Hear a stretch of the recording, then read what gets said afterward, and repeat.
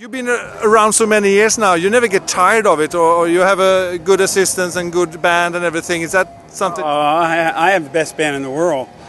First of all, I have the best band, not a better band. And no, when the shows are good, it's great. And the shows have been, this is like one of the best tours we've had in 15 years. How is it now? I understand you must take care of your delicate voice, so to speak. Now, how do you do that to keep it during long nights, live on stage, outside like this? Well, you're disciplined. You don't talk. You're disciplined. You stay in your room. You don't talk on days off.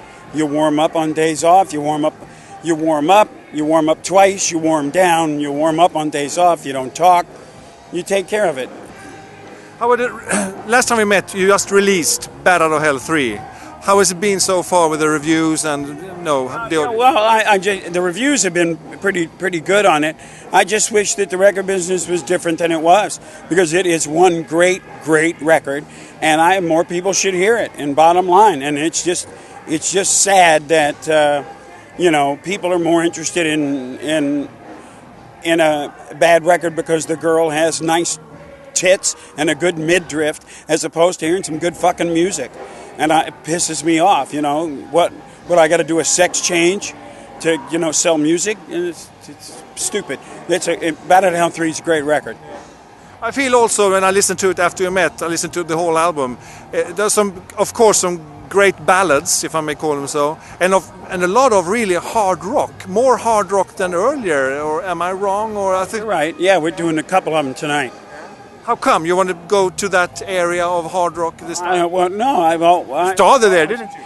But anybody who knows that it was always much heavier live than it was on record. Every record, Bad Out of Hell, when we did Bad Out of Hell live, is much more rocked live than it is on the record. And then I also seen, I must tell you, because I think you're a great actor, and I just seen the Master of Horror with he's a good friend of mine, Dario Argento. You have that, yeah. How was it to work with? It's a fantastic part in Pell. I really enjoyed working with Dario. Yeah. How was it to do this, to go into that area, because it's a really bloody horror film? I don't watch horror films, so it was that's why I did it, because it was taking me somewhere where I've never gone before. So how was it to work with Dario, as he's a very special person? Oh, Dario is fantastic. I worked with Dario in a second, yeah.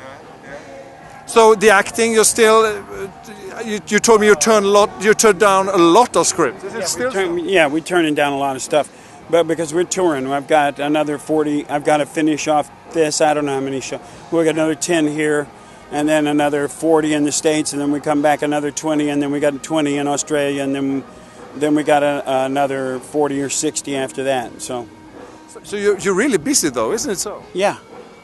How does it feel? I'm just working. I just do what I'm a plumber. The plumber's really busy too. But you pipes. What about your family life and being home and take it easy? My wife just was here for a while. Okay. Yeah. My girls are grown, so they're fine.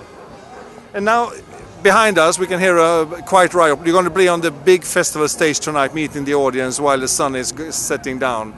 That must be great. Sweden loves you. Have done so many. We'll find out, won't we? So I think they will. Okay. Nice talking to you. Yeah.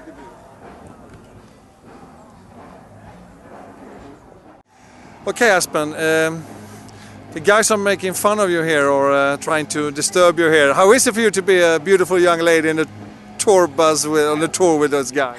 I get used to seeing our drummer's ass. I was just mooned from about 10 feet away.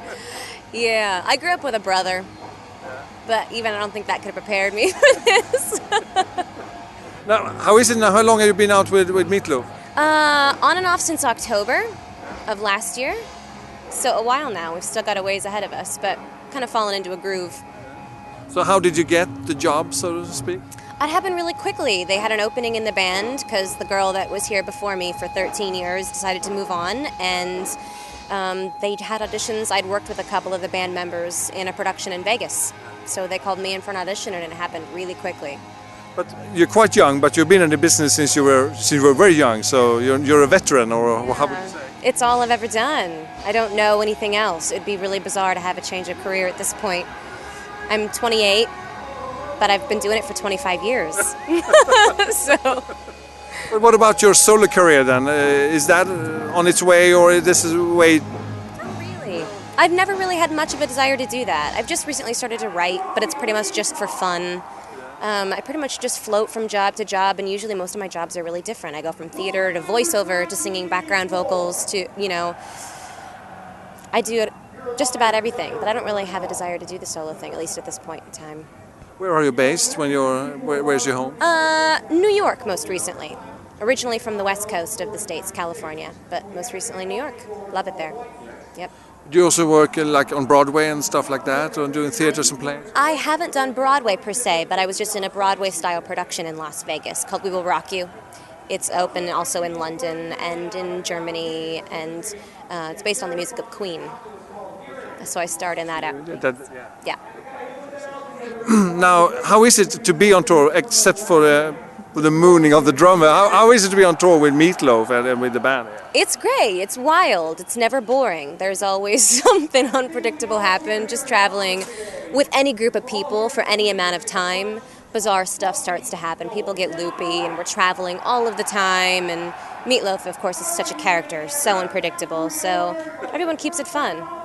You know, when I interviewed him in Oslo for over half a year ago, and he said like he needed to do the promotion like a hole in the head. But it seems that being on stage is where he likes it the most, of course. That must be where he lives up.